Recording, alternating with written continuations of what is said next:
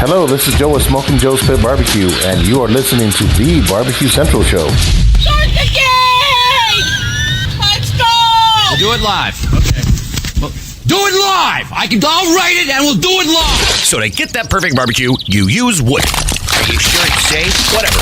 We put the lighter fluid on, strike your match, and... Oh! Should we call the fire department? That might be a good idea.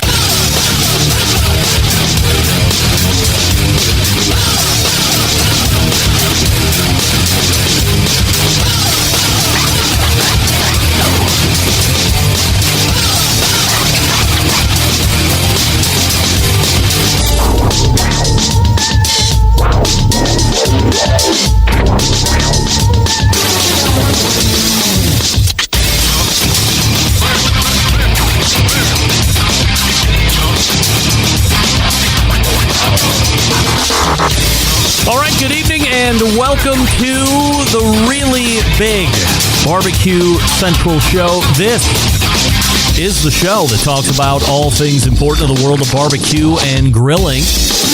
This show originating from the Rock and Roll Hall of Fame city, Bomb City, USA, Cleveland, Ohio, the barbecue capital of the North Coast. I am your program host, Greg Rempe. Happy to have you aboard here on your Tuesday evening's live fire fun and frivolity show. If you want to jump in on the show tonight or follow the show on off hours, here's how you do all that. You can get in touch with the show by sending an email to Greg at bbqcentralshow.com. Follow us on all the social media channels at BBQ Central Show. And be sure to subscribe to the show podcast feed on your favorite podcast platform. Anything else you want to find out about the show can be found at the main website, thebbqcentralshow.com. And here's what's happening in case you get the newsletter coming up in about 13 minutes from now. Not one, but two first-time guests to the show, and they will be doing it in the very same segment. The creators of Vindulge.com, the number 4 most popular barbecue and grilling website, according to DerekRiches.com. Mary Kressler and Sean Martin join us for the first time. So Mary is a certified wine expert, what we would call them in the industry, a sommelier. Sean is a self-taught pit master, grill master, loves everything about live fire. Mash these two together. There's a love story somewhere because they're husband and wife. They have launched a website, and it is dedicated to wine. It's dedicated to live fire recipes, mixing and matching those two topics specifically, taking parts of their expertise, mashing them together, and you have Vindulge, which is a very popular website, one that I have heard out of that list of 10. I think at last count I had heard 4 out of 10 or something like that. So play a little game with Mary and Sean as we get going here this evening as well. So that's who we have leading off the show tonight, and then 35 past the first hour. Since it is the third Tuesday of the month, we're talking barbecue and grilling business. And that means we're talking with Wes Wright from cookoutnews.com. Just an hour and a half or so ago, Wes quickly hit me up through text message and said, hey, I just posted a brand new article because it's something new that's coming out. I can't confirm a lot of the aesthetics, how it looks, this and that. But we're going to be talking about something leading off Wes's segment that maybe you don't even know about yet. Something called a sear wood. So if you have the Googles up, go ahead and hit up sear wood, see what you come back with, and then see if that matches up with the lead-off topic with Wes Wright, 35 past the first hour. We have some other stuff to get to as well. And then we'll move to the second hour, where we will find our third meeting with Podgementary Star in 2023. The owner-operator of Smoking Joe's Pit Barbecue Trailer in El Paso, Texas, Joe Martinez joins the show. Last time Joe was on, we talked about open out 3 months. Now we'll talk about month 4 to month 7, something along these lines, and see what that second quarter of business actually looked like. We talked about the build-up in the first meeting. We talked about day 1 out 3 months the last time he was on, and now we'll talk about, what is it like? And remember, this isn't just starting off this calendar year in 2023. He had a handful of months behind him before we actually got started. So This isn't necessarily real-time capture, but it's as close to real-time as you could get, and Joe is great by not hiding or keeping any important information, because just like we did with Rusty Monson last year, and it kind of continued on through the second year with him, and then again this year with Joe, if you have an inkling, if it's something that you want to think about doing, then I want to have the experts that are doing it, and it doesn't have to be names that you know. These guys are doing it for a living. They're in it headlong. They know about the costs. They know about the pitfalls. They've experienced them. So if we can at least shine a light on this type of the portion of the industry that you might be thinking about getting into, why wouldn't you want to have that information? And they're experts here, and we do it on the show. And happy that Joe has decided to do it here in 2023. So he'll be leading off the second hour, 14 past, and then closing out the show, our quarterly guest and barbecue editor for Texas Monthly, Daniel Vaughn, joining us. Now, as we close out Joe and as we bring up Daniel, there might be a bit of a mashup segment because Joe was mentioned in the top 25 up-and-coming best new barbecue restaurants that they release in between the Texas Monthly Top 50 list, because that comes out every 3 years or whatever it is. It's not every year like Southern Living's barbecue list that they released last week for their top 50. A little bit more strung out, but they provide this top 25 best of list, or new to the barbecue world list. And Joe made it there in El Paso, so we'll talk to, we'll try and get a mashup a piece of that if possible, and then we'll talk to Daniel about some other barbecue topics as well, not the least of which is a article on Texas Monthly or tmbbq.com that has him interviewing Joe Haynes, and Joe has a book. Joe is a longtime proselytizer and barbecue historian, tracing barbecue here in the South, not here in Ohio, but in the South back to Virginia. Certainly there's a lot of argument back and forth about where barbecue was founded. They're not getting into this, but what they are talking about, or the new argument or statement that Joe is making and then trying to prove, is that barbecue is solely American.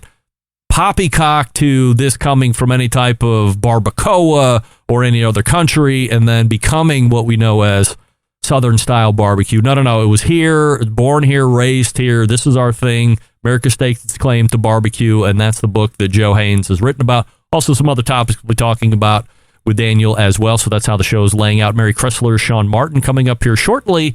Wes Wright from cookoutnews.com, and they close the first hour, and then we go to the second hour. Joe Martinez, Daniel Vaughn, if that's enough for you. Don't forget you can follow the show socially, Instagram, Twitter, TikTok, and Snapchat at BBQ Central Show. We say good evening to all of you watching through the video streaming platforms, Facebook and Twitch /BBQ Central Show, also on YouTube, which is youtube.com/@BBQ Central Show. We have a new YouTube poll question of the week, which is this, that I'm asking everybody tonight. If you listen to Mike Grunwald's interview from last week, whether it was live last Tuesday or during podcast during the rest of the week, has what he said changed your opinion on cell-cultivated meat? And currently 88% of you are saying nope. Fair enough. 12% of you are saying yes, which I have to admit is a little bit higher than I thought it was going to be.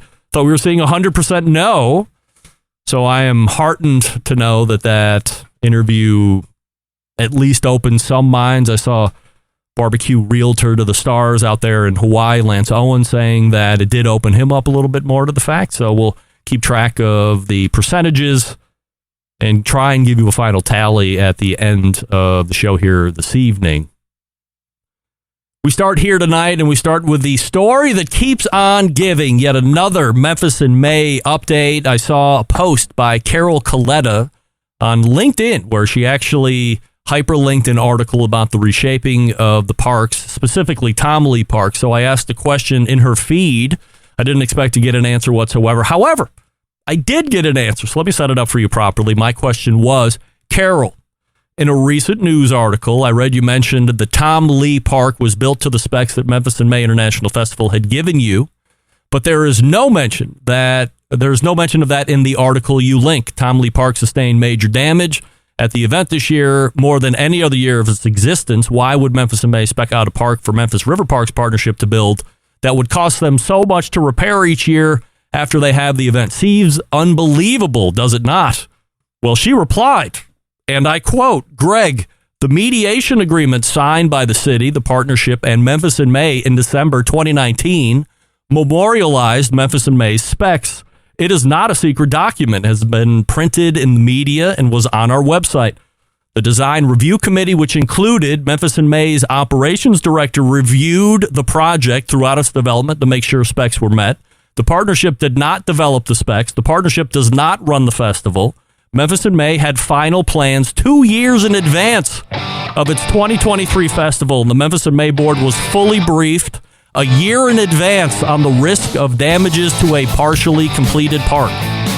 Always happy to have the opportunity to share facts. I immediately, of course, replied back to that post and said, hey, please direct message me. Let's trade emails. Would love to have you on to talk further about this on the show. Have I gotten an answer since then? But at least I got an answer. If you're keeping track of or tabs on this whole fiasco, one side of the puzzle is looking pretty good. The other side, which rhymes with Memphis in May, looking pretty bad. Now, I did send an email out to Memphis in May, asked them to reply back. In true fashion, I have gotten no reply back. In fact, the email that I got back when I sent it over the weekend was, I'm out of the office. Try again later. Try again later? All right, Mary and Sean are ready to go. Before we get to them, I'll talk to you about Pits and Spits, and I'm asking you a question. You tired of settling for mediocre grilling experiences? It's time to step up that game, bring the ultimate flavor and cooker to the backyard barbecues. Pits and Spits, charcoal grills offering the highest quality live fire cooking experience that you can get in the market today, using either wood or charcoal. Their solid fuel grills produce those classic flavors you're looking for when you have the time to fire up the grill, cook for family and friends. With a large adjustable fuel tray, you can raise and lower that fire to control and fine-tune the heat, their take on the very popular Santa Maria-style grill. You can check them out at this custom website, pitsandspits.com/BBQ Central Show. And remember, that's a double T on the pits and the spits. So once again, pitsandspits.com/BBQ Central. And as you're checking out with one of those premium charcoal drills, use promo code Charcoal Central to save $150 off any grill. Again, that's Charcoal Central for $150 off any grill. Pitsandspits.com/BBQ Central Show. No, /BBQ Central. And then at checkout, when you buy a charcoal grill and you know you're going to love it, $150 off. Charcoal Central is the code to use at checkout. We are back with Vindulge. Stick around. We'll be right back. You're listening to the BBQ Central Show.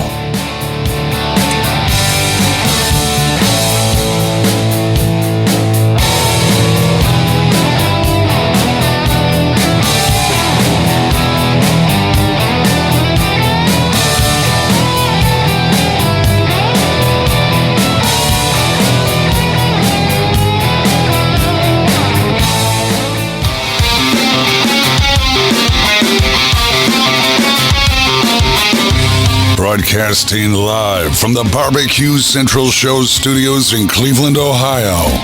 You're listening to the BBQ Central Show. Once again, here's your host, Greg Rempe. Welcome back. This portion of the show being brought to you by cookinpellets.com, your number one source for quality wood pellets for all your pellet-driven cookers.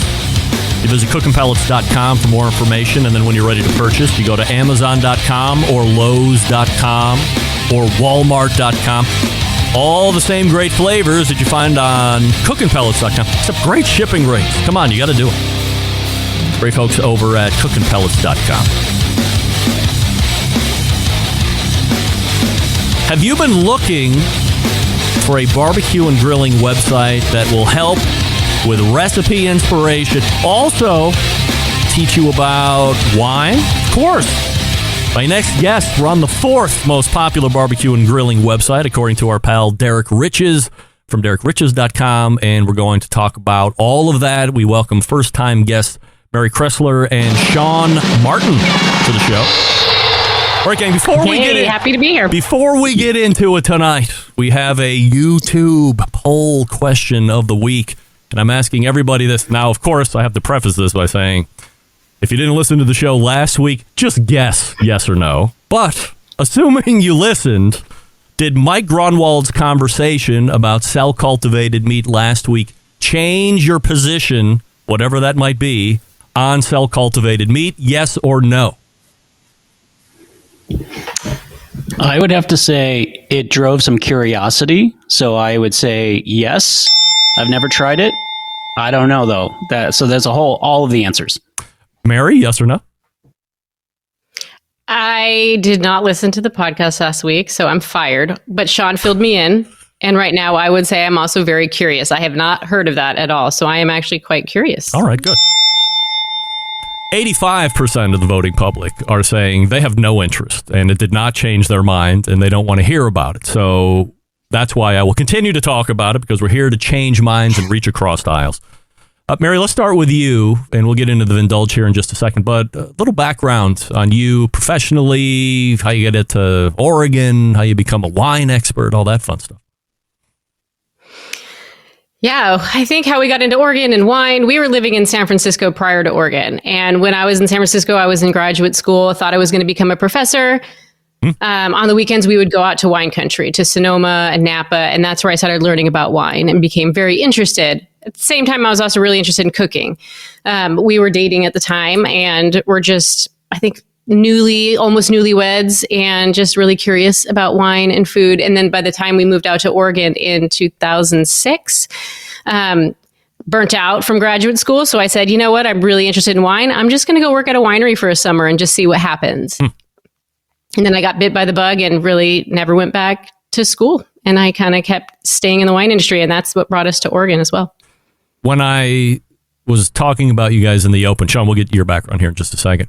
I had mentioned that you are also a sommelier. What kind of a process is that like? Is that years and years of just drinking nonstop wine, or how does that go? Pretty much. No, there are quite a few different organizations you can go to become certified, to become a sommelier. The one I was going through at the time was service-based, service focused. So it was for folks that were in the service industry. I'd spent probably 10, 15 years working in hospitality, various restaurants. And so I felt like that was the route I wanted to go. And in that organization, there are 4 levels, with the highest being master sommelier, which I did not make it to that level. Those are people who have been studying for years and years and years and go through a very rigorous training that they tell me is much like getting a law degree. There is another one that's more education focused. So I have experienced in both. The one that's more service focused, where if you were going to work in high-end restaurants for many years, you would go that route. Otherwise, if you wanted to become an educator, you would go the other route. And so I have experience a little bit on both, using both routes. Sean, what's your background?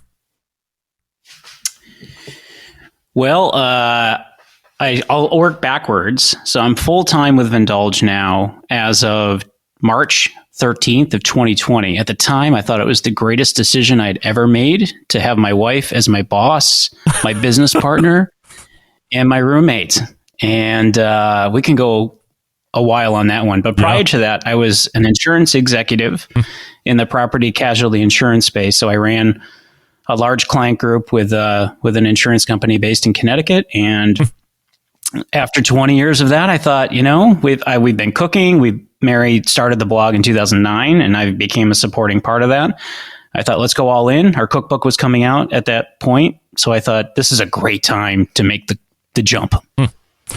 I remember talking with Todd and Susie Bullock a number of years ago, maybe the first time they were on, and I'd asked Susie at the time, so geez, it's a lot of you, it's a lot of Todd. It seems like you're never not with each other. I'm sure there's times when they're not doing whatever they're up to, but from an outsider's looking in perspective, it seems like they spend a lot of their professional and a lot of their personal life together. And I don't know if that's something everybody wants to get into. Why does it work for you, Mary, to be so connected to Sean in pretty much every way? I think from the time we were dating, which was 1999, we have always kind of talked about running a business together. For the longest time, we wanted to run a summer camp together, then a bed and breakfast together. And all of these business ideas have come and gone. And once we really connected on food, and we've been cooking together since 2007, 8. And then we really, once we got into barbecue and grilling, that's when I think we really hit our stride. And we just had a lot of fun together. We work well together. We have very different skill sets, so I don't think we step over each other's toes. And when he was working in his previous career, it was the opposite of what's happening now. He was gone. I mean, 80-90% of his job was traveling. And we have 12-year-old twin boys. So during the time that they were babies, he was never around. And so I think this is a way for us to be together as a family. Although it's, like I said, it is the opposite. So now it's a little too much time together. So he likes to joke that I kicked him out of the house and he now works here. We're in our barn studio, which is also his office, because I told him I just can't be around him 24 hours a day now.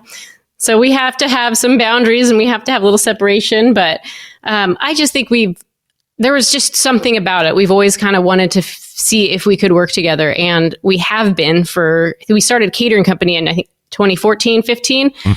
And we've been working together doing that until he quit his other career and now works with us. So we have been playing around working with each other for several years. And I just think we know each other's strengths.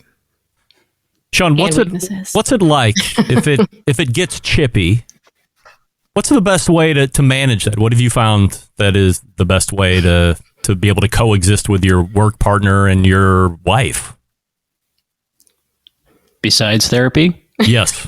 I'd probably say the ability for us to take off our personal relationship hat and kind of have cues to say, okay, today I want to talk about something that has been frustrating for me. Maybe it was we didn't get enough content out, or Mary might have a different idea or direction where she wants to go with maybe anything from content to a sauce to a dry rub.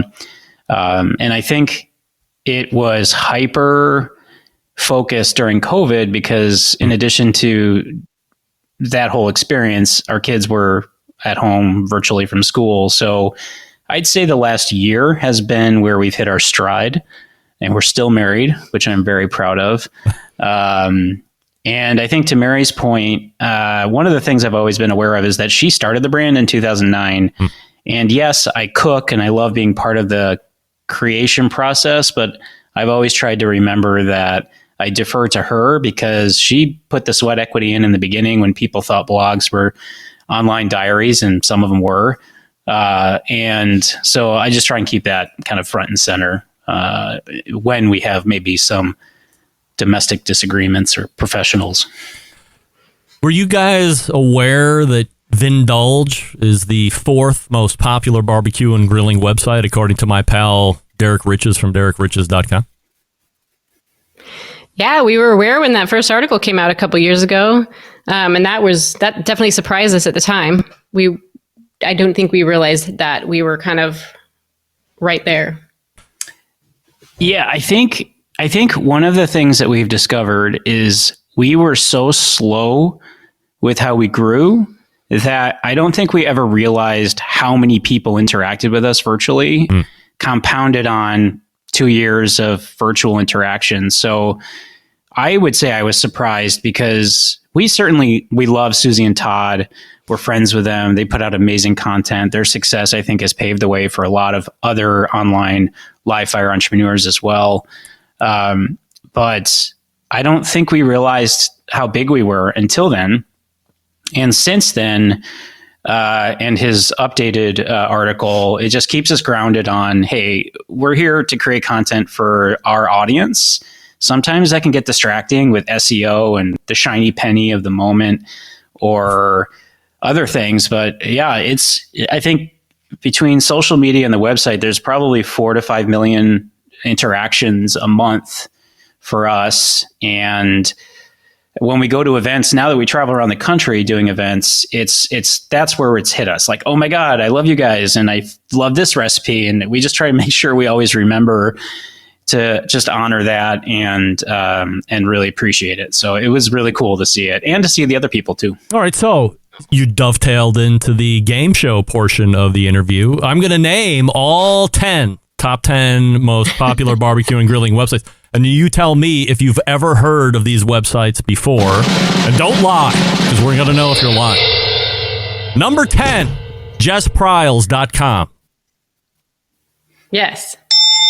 Right? Number 9, Or Whatever You Do. Yes, that would be Nicole, and she lives up in Seattle, and she does some great content on especially pellet cookers. All right. Number 8, Gimme Some Grilling. Yes or no? Yes. Wow. Number 7, Food, Fire, and Friends. Yes or no? I hadn't heard of that one until you mentioned it. Now we're getting into it. Number 6, Cat Heads Barbecue. Yes or no? No. Okay. Number 5, a fledgling website called AmazingRibs.com. Oh. Yes? All right. Yes. Of course. Meathead, yes. Number 4, Vindulge.com. Yes, of course. Of course. This one's always a little herky for me. Number 2, Smoked Barbecue Source. Yes, as of recent, yes. Yeah. So we didn't know who they were until Derek actually put out his first article. And then we were like, who are these guys? And started looking at their website and their product reviews. And it's been fun to kind of watch how they've grown. They continue to be a pretty large one in terms of website traffic. What we've learned too is sometimes we focus too much on how many page views we get and not about the other interactions we have between email and such. So I'm always curious, like with Smoked Barbecue Source, what they're like what I don't always have an appreciation for is what is their actual angle. That's one where I'd love to get to know them more, but we don't know them personally. We just know the site. Of course, number 1, Hey Grill Hey, you've mentioned you're big fans of Susie and Todd. So are we here at the show. And by we, I mean me. So that's the game show portion. You knew more than I thought. I played with Jess Pryles. She knew like Amazing Ribs, Vindulge, Smoked Barbecue Source, Hey Grill Hey. Or I guess I should say she knew as many as I did. There was a lot that I had never heard of before. Some of them didn't seem like they were necessarily updated or they had gone out of business. So always interesting to see that list when Derek generates it. Now, back to real business at hand. Over time, you talked about the slow growth or seeing these interactions, now appreciating them. How have you been able to stay relevant? I mean, 2009 to 2023, we're looking at 14 going on 15 years. How you're staying relevant, and what do you think the biggest change has been since you got into this whole side of the business? I think for me and staying relevant is just experimenting with new changing times, right? Like there was a time that blogs just had pretty photography. So I had to learn how to take really nice photos. And then it switched to videos. And then it was this whole period of those like hands and pans, top down photography, 1-minute videos that went viral on Facebook. So if you didn't start doing that, then you could get left behind. So it's really learning that. And then new social media platforms come out. So it's really just not getting annoyed when these new things happen. It's really just embracing them and testing things and trying to make full-length videos. And if things aren't perfect, that's okay. You have to just try and get your stuff out there to however people are watching the content. There was a time that people were reading. Now they wanted video. Now they want 1-minute videos. They want stuff on TikTok or YouTube Shorts. So it's really, what does the audience want and how do they want it and how can we get it to them in the platform that they want it. So I think it's really exhausting sometimes, but it's really about trying to meet people where they are, also expanding. So we have stuff online, but that's not the only way you can connect with people. We like to do events. So we've done a lot of catering. We've done a lot of big national events. And even now, I think coming out with a cookbook and a product line. So I think it's constantly growing and expanding and trying new things. So that you're not just kind of a one-hit wonder, I guess. What would you add? Yeah, I think it's especially for me, just always being curious. I mean, by background, I didn't really get into live fire cooking until probably 2004. and had a Traeger as my first pellet grill. I also had a Weber kettle, and was self-taught. And I think it just came down to always asking why. Why is this working the way it does? Why is this myth still prevalent? Is it real? Is it not real? And I think to keep ourselves relevant in terms of all the hardware, I mean, my God, how many people are making new hardware out there, whether it's a grill or grill top or different styles of whatever. I think for us, it's just staying curious and making sure if we have a question or if our audience has questions, can we provide them the most insight we can and still stay relevant? And I will be the first to admit that there are times where we've been caught up in the SEO bug where we're writing content for the algorithm and it's dry and not necessarily putting forth anything different than maybe what others are doing. And we had to do a little self-reflection to make sure that we went back to, okay, like, why does this myth exist, or why does this perspective exist, and is it true or not, and do our own experimentation. And I think that's been important too. Mary, you had mentioned that you were getting into some other items, books and products. Specifically, there's a new barbecue sauce that is wine forward, if you will. I don't know a lot of barbecue sauces that have a wine component. One of my pals, fellow Cleveland Browns fan, as hard as that is to say since last night, Sam Hayes out in your neck of the woods from Sam's Northwest Barbecue said that he's had the barbecue sauce and raved about it in an email to me today when he heard you guys were going to be on. He's a big fan. Tell me a little bit about bringing a wine forward barbecue sauce to market and where you look to fit a niche on that. Sure. I think the sauce originally came about because we were doing catering events in Oregon's wine country, and Oregon produces a lot of Pinot Noir. So a lot of really heavy, spicy, sweet barbecue sauces don't lend themselves to pairing with a light, elegant wine like Pinot Noir. So we wrote a recipe several years ago called a Pinot Noir barbecue sauce, and it's a recipe that's been on our website. It's in our cookbook. But then flash forward to 2020, we had some pretty bad wildfires here in Oregon, one of which was about a mile from our house. Like I said, we live in wine country surrounded by vineyards. A lot of the neighboring wineries couldn't make red wine with the grapes that they harvested that year because the fires were happening right at the beginning of September, which is peak harvest season, right before they were about to pick the grapes. So when they actually picked the grapes, harvested the wine, it was a little bit smoky. It took on a little of that smoke flavor and kind of damaged the integrity of the wine that they wanted to make. So instead of making a $60, $70 bottle of Pinot, many of the wineries decided not to make wine that year at all. Knowing a lot of the winemakers, we thought, well, hey, we have this recipe. What if we take some of your wine, if we buy the wine from you so you don't have to, dump it down the drain, and we make a product with it? So we went to trial and we started doing trials of barbecue sauce to see if we could take that recipe and make something that we could take to market. And a few weeks later, we've got our barbecue sauce. You have a bottle of it right there. So we've got this just came up like just a few weeks ago. We just brought this to market. This is our red wine barbecue sauce made with local grapes impacted by the 2020 wildfires. We do like to point out the first ingredient is red wine. I think, and we like that because I think sometimes when we've tasted certain sauces, and obviously when you go through the sauce and seasoning process, you're hopefully tasting a lot to see, like, is mine going to be really any different? Or why do I like this or not like this? And we found that a lot of the bourbon sauces or the alcohol sauces were very brown booze driven. And it was the last ingredient. Well, and I could maybe appreciate that for hard liquor, but we did want it to be a true to what we like, which is wine flavor profile. So that was something that was important to us too. When you're getting it from a co-packer, I assume you have to go through that whole process. But once you strike a relationship there and you start getting samples, is it a pretty quick process to get something that you think is workable to bring to market? Yeah, a lot quicker than I imagine. I thought when we started the process that it would take several weeks, and we really just did a few trials and they were ready to roll. It was slower on our end because we had to get the labels done, and that took longer for us. Yeah, a funny story is she called me 3 days after we dropped off the wine and she said, "Your bottles are ready."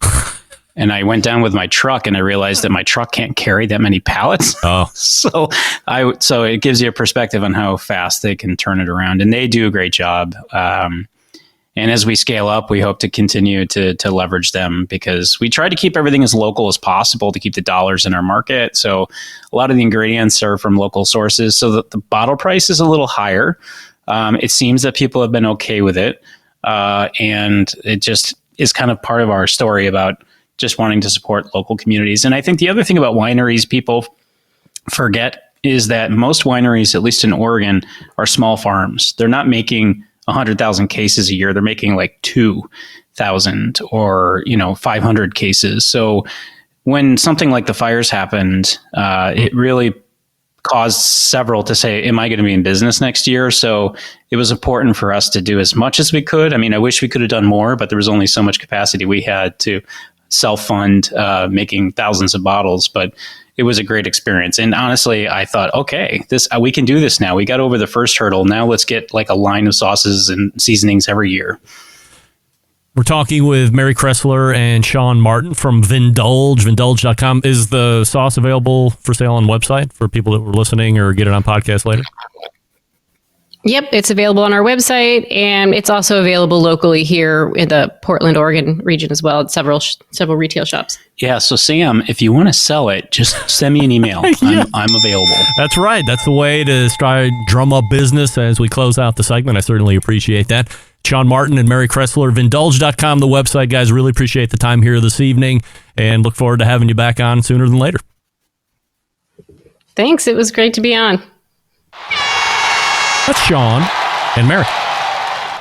That was Mary and Sean. Vindulge.com is the website. And we have Wes Wright ready to go here in just 1 second. We'll get to him here. Before we get to him, we'll talk to you about Primo ceramic cookers. Boy, oh boy. No bigger fan of ceramic cookers than me. And Primo leads the list. That's right. Why? Multiple reasons. Oval number one, so you're able to stage a 2-zone fire. So you can push the coals over to one side, you can put the meat on the other side. Look, if you really want to get crazy, you can put in the divider that comes with it.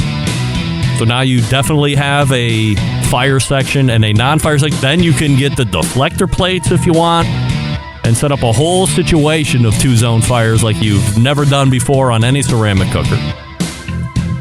And what I've come to find out as I tell you each and every week now, the more and more I'm cooking on it, it does appear after the ceramics get hot to provide a nice, humid cooking environment. But there's no water pans or infusion of water or weirdness like that. Not that water's weird.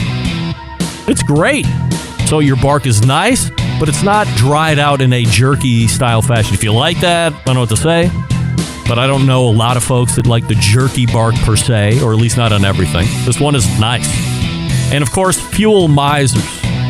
You load it up with charcoal, you can get 2-3 cooks out of it before you have to reload again, depending on what you're doing. So big fan. Only sold through dealers. That's primogrill.com. Find a dealer near you, primogrill.com. And you can check out all the different size ovals that they got. You buy the one that's best for you. Wes Wright is next. Stick around. We'll be right back. You're listening to the Barbecue Central Show.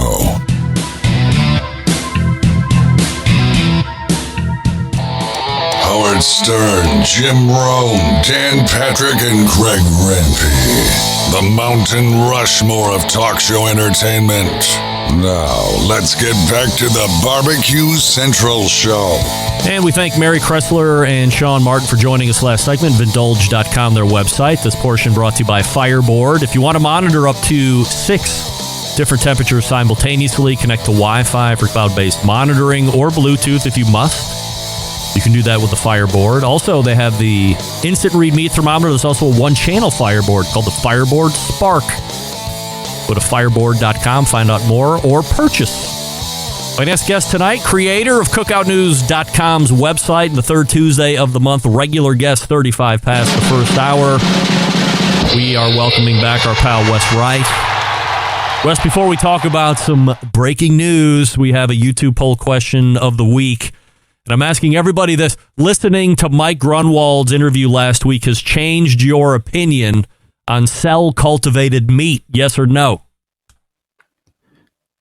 Well, I'll lead with a no. I thought it was a great interview and interesting, but it still just kind of weirds me out. 79% of folks are saying no matter how great the interview was or interesting or mind-blowing, whatever. Not good enough to put them over the edge of curiosity, so almost 80%. Not surprised that it's, I thought it'd still be a little bit higher than that, but we'll see how it trends for the rest of the show. Breaking news, I guess. We'll Barbecue Central Show exclusive news update. Greg Rempe reporting from the breaking news desk here in Cleveland, Ohio, the city that makes breaks the most live fire breaking news across the country. Nay, the globe. And we go to Detroit, roughly, and go to Wes Wright for this breaking news. Wes, what's happening? Yeah, so on your show way back in winter, we talked about the Searwood trademark from Weber, which we speculated was a new pellet grill. Yep. Well, there's a overzealous hardware store online that posted what appears to be a new Weber Searwood pellet grill. There's no pictures. I found one based off of a side shelf that they also have that's really blurry and kind of crappy, but yeah, it appears that that's going to make it to market is my guess. I mean, it'd be pretty shocking if it didn't at this point. What were the overall features, or let me ask a better question. What would make this better than the smoke fire that's currently available? To me, it looks just like a replacement for the two cheapest models of the smoke fire. I couldn't see the controller to see if they're doing anything with that to change that around. I don't think so. The feature list sounded a little disappointing. It was the same temperature range. The only thing that might be new and different is it sounds like it might have an easier clean out for the ash and grease. Before, the smoke fire has a tray, and you had to scrape it into the holes, but it says it's new and improved. So, we'll see what that actually is. Other than that, I mean, it looks pretty similar. It doesn't have that, it still has a barrel shape, but doesn't have that like banding on the sides of the barrel, if you know what I'm talking about. Yep. But so it would make sense that it'll, come out relatively soon and replace, my guess is it'll replace, what is it, the EX4 and EX6, something like that. I remember when this was initially being rolled out, I had, who was then Kevin Coleman at the time, talking about how great the smoke fire was going to be. And one of the unique features was going to be this kind of groundbreaking ash system. So the ash was just going to fall down. It was going to be real easy clean out. You didn't have to bust the guts out like you have to do with every other cooker, more or less. Some have some vacuum. I think like Green Mountain Grill has the vacuum port on the side to make it a little easier. But a lot of the other ones, you got to take the guts out and get at it with a shop vac. This was going to change the game in that regard, but didn't really pan out that way, I guess. Yeah, if they're trying to update it, yeah. I mean, I'll be honest though, I don't really mind shop vac. It's like 3 pieces to take out of your grill and you just vacuum it for a second. It's not too hard. Like they act like it's, revolutionary that you pull a canister out or something, but to me it's not such a big deal. Do you think this is going to put the pellet cooker for Weber on the map to some degree? Because I think we would all agree that the smoke fire was more or less an unmitigated disaster from Jump Street. If it comes out just as it appears to, which, anything can happen between now and if it actually does come out, it seems just like another run-of-the-mill pellet grill. So I wouldn't imagine it would. It's not like it's, like a new flagship model. It's just another, $1,000, $1,400 pellet grill, which, there's a lot in that space. So I don't think it'll really move the needle for them. Do you anticipate some type of big announcement or social media run? Yeah, I would imagine they'll do something when they, 2024 is supposed to be the big year. I don't know if that means they're going to start announcing grills soon though, and then, just for the 2024 season. But I would imagine, they'll hype it up on social media when it does come out. Is this dealer kind of a dick for doing this? Just trying to show, look what I got, or maybe I have one in stock, or maybe I don't. I'm just trying to gain a little steam here any way I can. I think what it is, and I saw this with Traeger when they rolled out their griddle, is I think it's just really hard to coordinate with all these dealers to have stock. So when Weber makes the announcement, okay, this is the new grill, you can buy it. They needed to have that at all the dealers, which means all the dealers need to have product, have it ready to go, and also have it on their website. I think they just are not great at technology, maybe, or they just didn't think Google would scrape it the way they do. But yeah, it's a recurring thing that happens where I see grills come out in Google search before, just if you know the name of them, from trademarks, they come out before they're actually out. What's actually funny? Oh, I'm sorry. I was going to say what's funny too is you can actually add it to the cart. I didn't risk $1,000 to see if it would ship, but you can add it to the cart. Wow. Wes Wright joining us here on the show. Cookoutnews.com is the website. You wrote an article at the end of last month, and we talked about how grill companies get direct-to-consumer and affiliate marketing wrong. What prompted you to write the article in the first place? Probably a little bit of frustration, but also just like firsthand frustration on your part. Yeah. So my website, I don't get a ton of money from affiliate revenue, but I always try to route to the direct to the rather than going to a retailer. I always try to route links to the brand itself. Like it's just a courtesy kind of whether or not they realize that. But so I always directly link to them. So then they came out like right before the grilling season start, like early May, late April. I don't remember, something like that. I don't even know if I'm allowed to talk about the exact rates, but some of the biggest names in grilling will say all of a sudden lowered their rates to like a 2 to 3% commission, which is below like what Amazon will give you every single day of the week, which is, so some of it was just frustration that they did that, but also it was, I don't know if they quite understand the model of what they're doing there. And so I know a number of companies read my website, so I was hoping that I could inform them on what they're trying to accomplish with actual like affiliate marketing, like how it works. So if some of these companies aren't doing it right, or maybe they're not doing it at all, but they see a potential benefit here, in your estimation, what's the best way to go about setting up an effective affiliate marketing campaign or program? Well, first, so, I'll back up a little bit.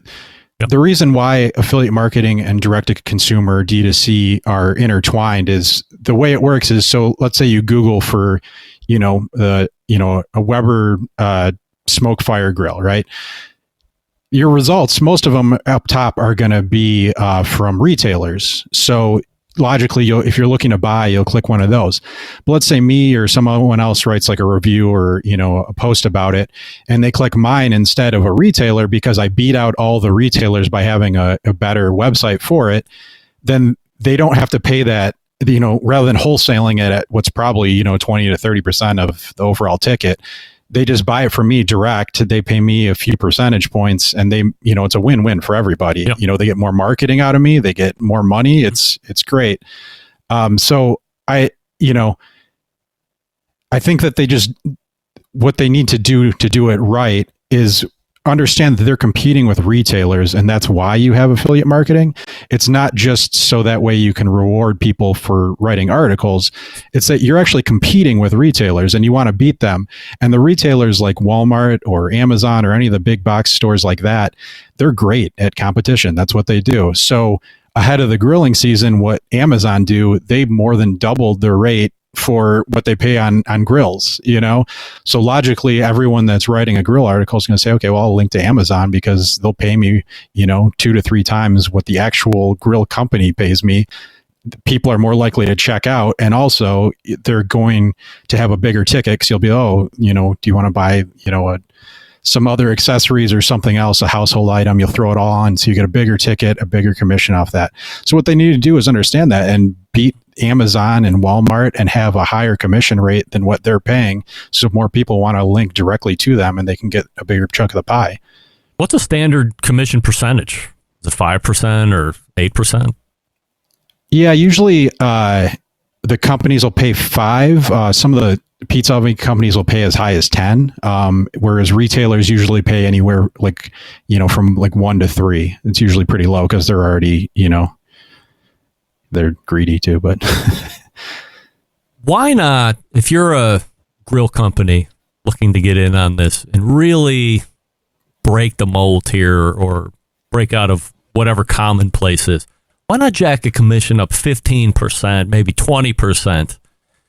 Because I can't imagine they're selling more grills through affiliate marketing than whatever their other main pulls through are. Here's some cream on the coffee, if you will. So incentivize, you as a potential affiliate and anybody else that's doing it. Sure, you're paying more, but I mean, wouldn't that encourage more motivation on your end to push the grills?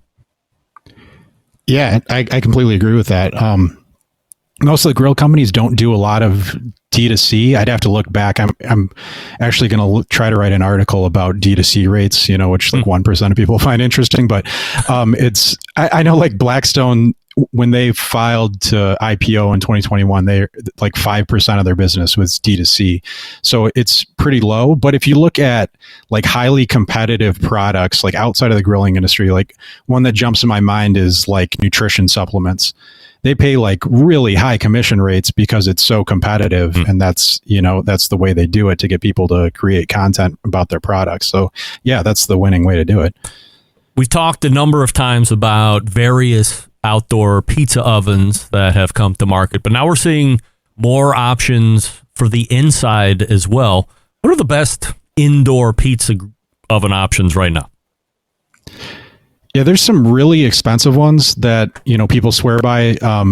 Uni came out with a Volt earlier this year, which looks pretty nice. It's supposed to perform just like their outdoor oven. It gets 900 degrees, and it's supposed to have active cool down too, so it doesn't, burn down your house. But it's $1,000, so it's not a cheap product. Yeah. I don't love cooking pizza indoors enough to spring for that.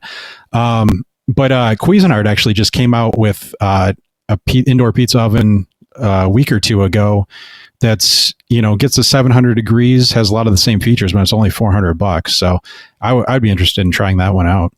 You got to put these things on their own circuit? They going to trip something out getting up that high, or they just have that technology to do it? You probably don't have to. It's probably suggested. That's one thing with the kitchen too, is, when I've tested electric grills outside, what I've noticed, if like I have a fridge in my garage, and if I have that running with the grill, it heats up way slower. So, but if I take everything off the circuit and then standalone, it goes faster. So my guess is it'll still work. It probably won't trip anything, but it'll just be slower to get up to temp. You still using that Franklin barbecue pit? Yeah. I've only been able to use it a couple times since I last talked to you, just because, back to school and all that stuff. Yep. But yeah, it's great. I'm going to write an article not only about the pit, but there's like little details I've seen since owning it. Like I love that the casters on it are actually created by them, and they have little like flames on them. There's just little details on it like that, which if you like can appreciate craftsmanship, you're like, wow, that's really cool. How easy for the few times that you've cooked on it, there seemed to be some internet scuttlebutt about, I don't want to have a fire door that has words and holes in it. I want to have dampers. I want to be able to control the air intake. Aaron seems to be antithetical to that thought. He wants, in his mind, he has made something that gives you the perfect airflow. Shut the door, shut up, and just tend your fire. I'm not talking for him, but that seems to be the concept behind it. Do you find that is the case? You get the influx in that you need? Yeah, I usually cook with it propped open slightly even. And he's talked about it too, where you don't want to close it off because that just means that you're going to end up burning a dirty fire. You'll get, more dirty smoke with it. What I do, because I'm not an amazing offset cooker. So what I do if I burn a little hot, I just either rake the coals back, or I usually have like my old Weber kettle sitting next to my Franklin. And so that way, if I need to take a couple coals off, I just throw it in there for a little bit until, I can correct my error. So in that way, the fire keeps burning clean and keeps burning strong. But I've never it's so easy to operate that is a very rare occurrence where, it's almost like, when you see people operate big offsets, it's like a locomotive, like it just gets up to temp and just, powers through. So you don't end up really burning like super hot fires that do that. What's going to be the biggest news story to happen before the next time we talk? I think we'll start seeing some grill releases before the next time we talk, which I'm excited about. And including Weber, they released a new Q over in Australia and New Zealand. I'd love to see that in the US. I'm a little confused why it didn't come out in the US, but I think you'll start, between that and their new pellet grill, I think you'll see some other grill releases. You should be heading over to cookoutnews.com and seeing what Wes is writing about. Get privy to all the late-breaking stuff, and you can see him here on the show once a month on the third Tuesday, 35 past the first hour. Wes, always appreciate the time, and we'll see you in October. Yep, thanks, Greg. That's Wes, right? I agree. I'm a little pondering on what... A little pondering? I'm pondering why Weber released some of the new Qs overseas, not here. Maybe that's going to be some of the stuff they're going to be rolling out here shortly. Who knows? Hey, speaking of Franklin's Barbecue Pits, they're the newest sponsor of the show. We know that.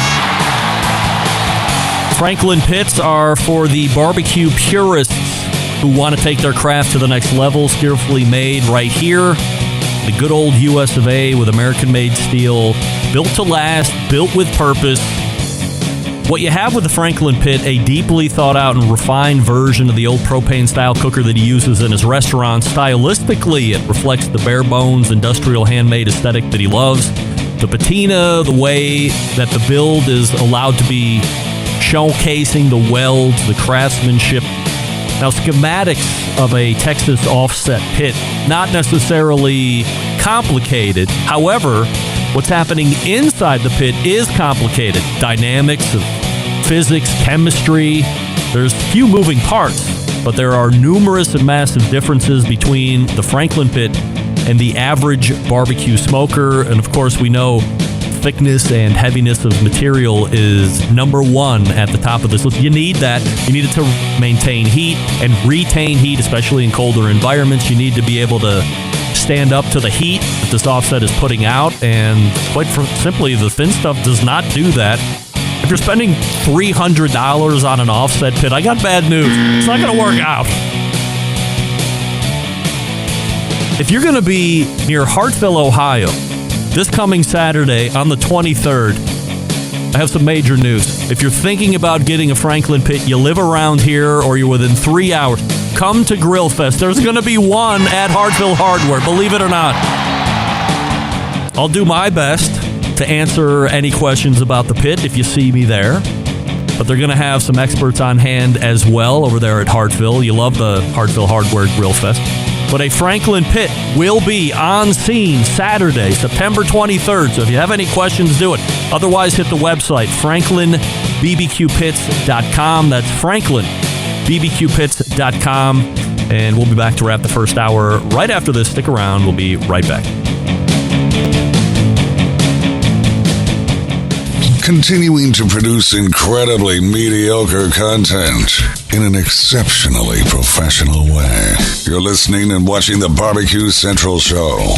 Once again, here's your host, Greg Rempe. We thank Wes White for joining us last segment. Wes Wright, did I say that correctly?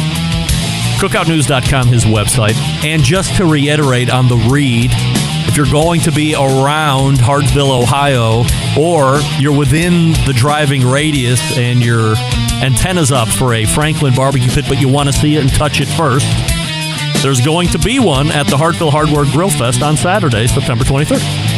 So stop by. You'll see me, you'll see BBQ. I'll talk to you all about it here in just a few minutes. It'll be great. But yes, there will be one on scene. All right, that puts a wrap on the first hour. We have a great second hour coming up, so stay tuned for that. You're listening and watching the Barbecue Central Show right here on the Barbecue Central Network. Stick around. We'll be right back.